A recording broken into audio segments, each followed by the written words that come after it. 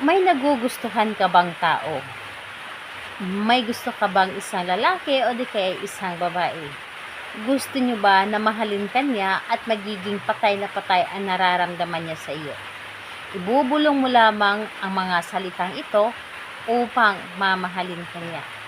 Hello mga guys, kumusta kayo? Panibagong araw, panibagong video na naman tayo, and sa araw na ito ay isa na namang video ang aking ituturo sa inyo na simpleng gabay o simpleng pamamaraan na makakatulong sa atin. At bago ang lahat, gusto ko lang mag-disclaimer sa mga taong hindi naniniwala at hindi gusto ang mga kagaya nitong video. Please skip this video and maghanap kayo ng videos na gustong-gusto nyo, dahil ang video na ito ay para lamang ito sa mga taong naniniwala in gusto mag-try.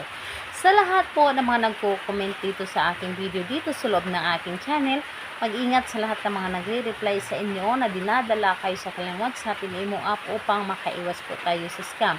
Ngayon po, ituturo ko sa inyo paano kayo magugustuhan o paano kayo mamahalin ng taong matagal yun ang gusto. And syempre, hindi lamang ito sa mga nagugustuhan ninyo, kundi gawin nyo rin ito sa taong partner na ninyo, sa taong mahal na ninyo, o sa taong boyfriend or girlfriend nyo na, or di kaya asawa.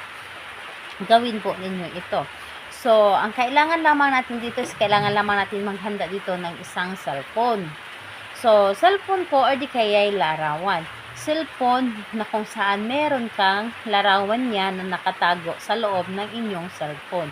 So, ayun po, cellphone or di kaya larawan niya.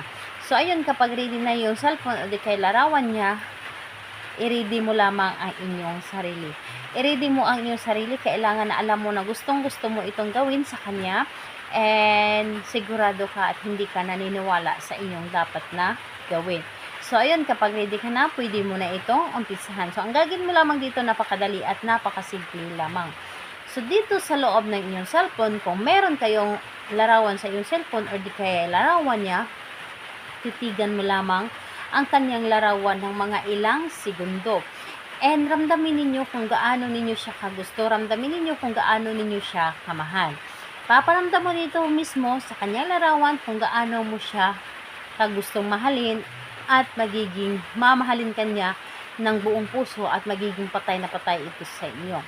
So, ngayon kapag natitigan mo na ito ng mga ilang segundo, kausapin mo ito. Kausapin mo na para bang kaharap mo siya. So, ganito, pangalan niya at apelyido, mamahalin mo ako ng higit pa sa iyong sarili. Mamahalin mo ako ng higit pa sa iyong sarili. Kausapin mo siya na may buong pagmamahal. So, pangalan niya, apelyido, at isunod mo ang iyong mga nais. Pangalan, apelyido, mamahalin mo ako na higit pa sa iyong sarili.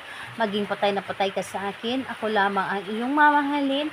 Wala kang ibang nanaisin na mahalin kundi ako lamang at wala nang iba pa. Mamahalin mo ako na higit pa sa iyong sarili. Mamahalin mo ako habang buhay. Lahat na. Sabihin mo dito kung gaano mo siya kagusto na mahalin ka niya. So, ayun po. Kung magtatanong ka, ano ang gagawin mo pagkatapos mong sasambitin o pagkatapos mong sabihin ang lahat? Hahalikan mo ng 3 pieces ang kanyang larawan. Halik na may buong pagmamahal. Yun, with feelings talaga ang pagkahalik. So, ayun po. Pagkatapos nun, ang larawan ay itago nyo lamang kung saan ito dati ninyong nilalagay o di kaya i-keep nyo sa inyong cellphone. Kailan ito pwedeng gawin? Gawin ito sa araw ng Tuesday and Friday, pero pwede itong gawin sa kahit anong araw at oras basta gusto po ninyo. And kailangan walang makakadistract sa inyo kapag ito ay inyong ginawa. So, ayan po. Salamat po sa inyo. Bye-bye everyone. God bless us all.